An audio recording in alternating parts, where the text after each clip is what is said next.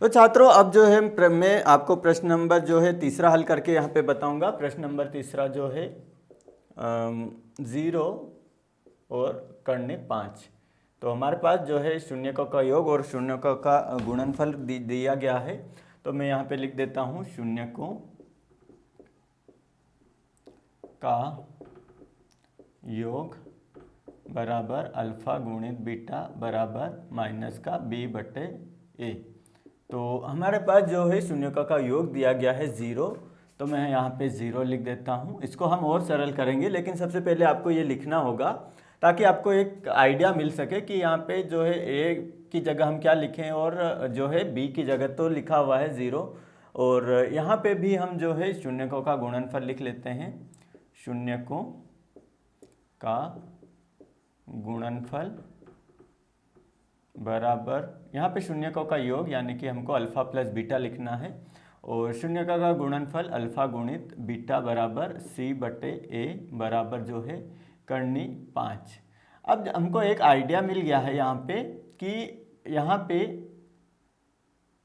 लिख लिया कि यहाँ पे हम क्या लिख सकते हैं। a की जगह हम क्या लिख सकते हैं यहाँ पे, क्योंकि b और c का जो है मान हमारे पास आ गया है। c का मान यहाँ पे कर्णी 5 है।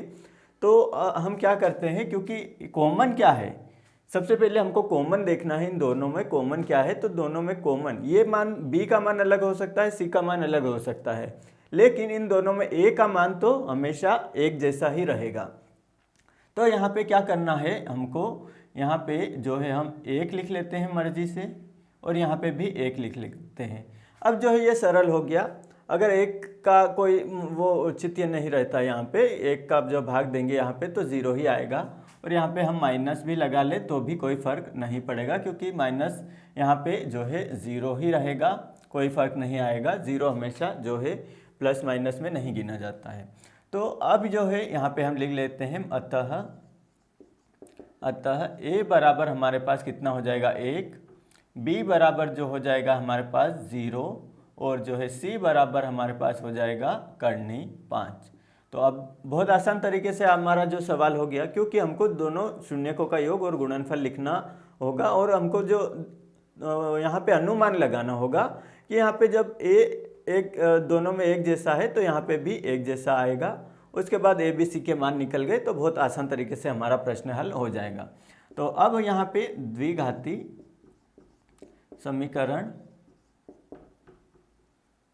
ax square plus bx plus c में मान रखने पर, तो यहाँ पे मान रख देते हैं हम। a हमारे पास है 1 x स्क्वायर प्लस b हमारे पास है 0x प्लस c हमारे पास है जो है कर्णी 5 है। अब इसको और सरल करते हैं तो ये हो जाएगा x स्क्वायर, और 0 का x में गुणा करेंगे तो पूरा 0 हो जाएगा, और यहाँ पे प्लस कर्णी 5। तो ये हमारा द्विघाती बहुपद समीकरण निकल के आ गया, और ये द्विपदी है। द्विघाती समीकरण घात तो 2 है, लेकिन इसमें पद कितने हैं, 2 पद हैं। तो हम यहाँ पे लिख लेते हैं अतः द्विघाती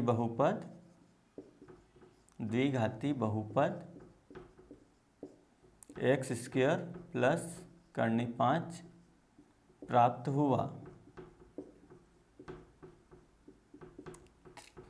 तो यहाँ पे जो है हमने प्रश्न को हल कर लिया, प्रश्न नंबर तीसरा 0 और कर्णी 5 को। बस आपको छात्रों ये ध्यान रखना होगा कि पहले आपको जो है लिख लेना है, उसके बाद देखना है कि इन दोनों में हम क्या कर सकते हैं। यहाँ पे a है, यहाँ पे भी है, तो यहाँ पे 1 लिख सकते हैं और यहाँ पे भी 1 लिख सकते हैं, कोई फ़र्क नहीं पड़ेगा। 1 का जो भाग देंगे तो कर्णी 5 ही आएगा, और यहाँ पे 1 का जो है भाग 0 में देंगे तो 0 ही आएगा, कोई फ़र्क नहीं पड़ेगा। बस ये हमको देखना है कि हमारे पास जो भाग या गुणा करने पर हमारे पास ये 2 चीज़ें प्राप्त होनी चाहिए। अगर मान गलत जो है भाग करने पे अलग हो जाता है तो वो फिर हमारा जो है सही नहीं होगा। तो इस प्रकार आपको देखना है। तो हम दूसरा जो है प्रश्न अगले वीडियो में मैं आपको समझाऊंगा। प्रश्न नंबर तीसरा हमने हल कर लिया, मैं आपको चौथा हल करके बताऊंगा।